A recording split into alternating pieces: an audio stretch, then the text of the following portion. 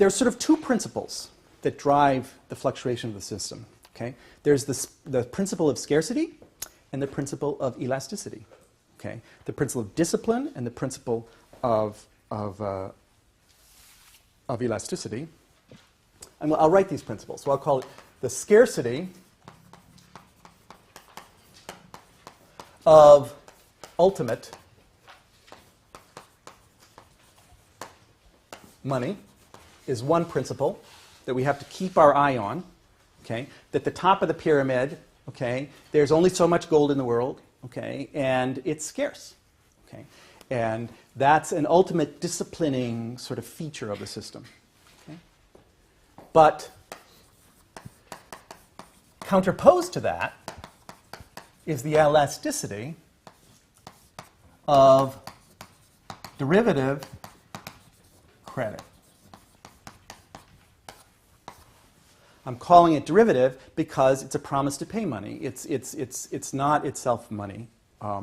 It's denominated in money, but it is not itself money. That's also to get you used to the notion of derivative, so that when we start talking about swaps and things like that, you aren't freaked out. You realize that we're already talking about derivatives in some way. These are the two principles, and essentially this fluctuation at every time scale is like a fluctuation from one extreme to another. So in a crisis, the principle of discipline smacks you, okay? And it says, nope, this is money, this is not discipline, okay? And in a boom, elasticity. And it's like, well, everything's money, you know, and it's great, okay? Why is this? It's because credit, the principle of elasticity, credit, if you and I agree, make an agreement, like I'm gonna buy this thing from you and I'm gonna owe you for it. I'm gonna write you a little promise to pay, and I owe you. Okay? End of story. We can do that transaction. The scarcity of gold has nothing to do with it, right? We're not using gold, we're using credit.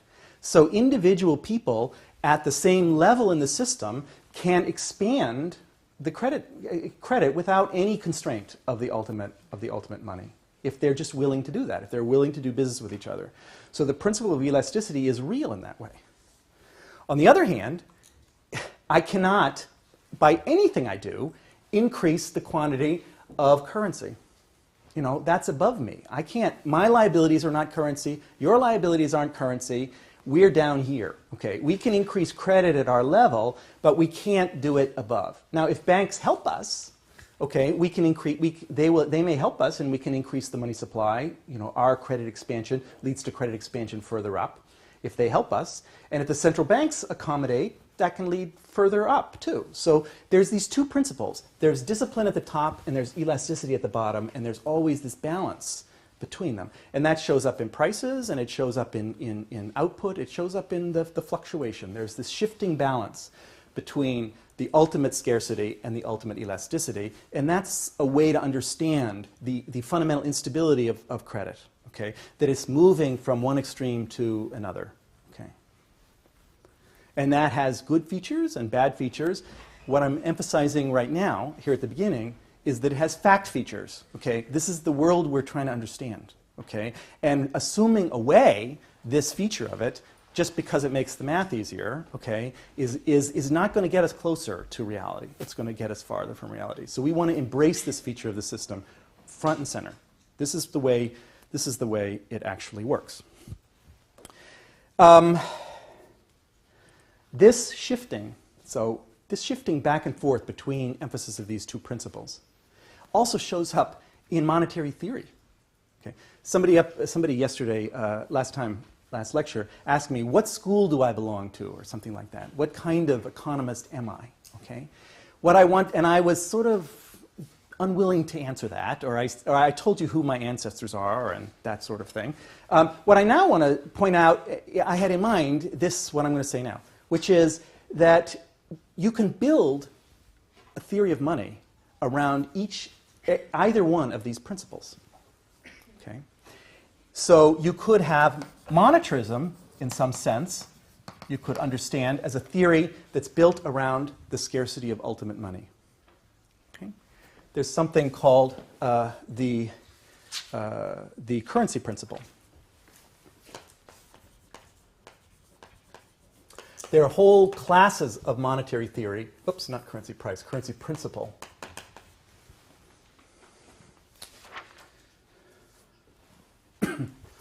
And there's a whole classes of monetary theory that build from the opposite side, emphasizing the elasticity, banking school, banking principle. Okay? This is where my study, as I told you last time, in the history of monetary thought sort of helps me out, because I can see that there are these two sorts of beginning points in trying to understand the monetary system. Some people start from here and try to then add up, build up. Some people start from here and try to build down. Okay? Sometimes one of those theories seems right, okay, because we're in a time in the world when the scarcity of ultimate money is the key. Okay? Then it seems like monetarism is right. Okay? Sometimes we're not. And we're in a time when elasticity is the issue. Okay? And this is true domestically. There's also, this is true internationally. You're going to see these words later on in the course. Metalism versus chartalism. Okay? The currency principle versus the banking principle. Okay? This debate between these 2 points of view is forever, in monetary thought. There's always a debate between people who are approaching from this angle or from this angle. And so just as I said, at any moment in time, the system is characterized by this balance. How much discipline, how much elasticity. It swings and it swings, but at any particular moment, it's more discipline than more elasticity, or the other way around. The same is true of fads in monetary theory.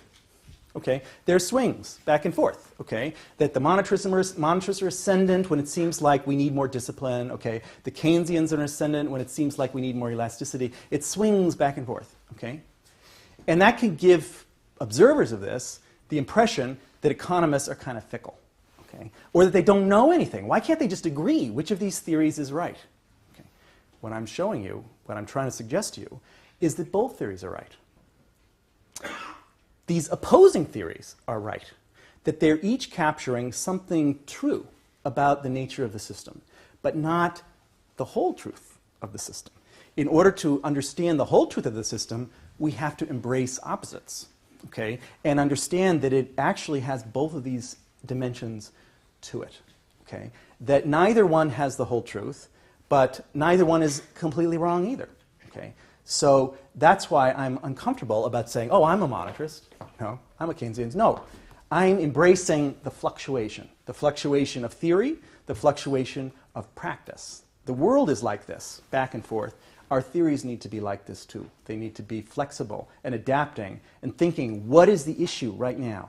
Is the issue that we have too much scarcity, or is the issue that we have too much elasticity?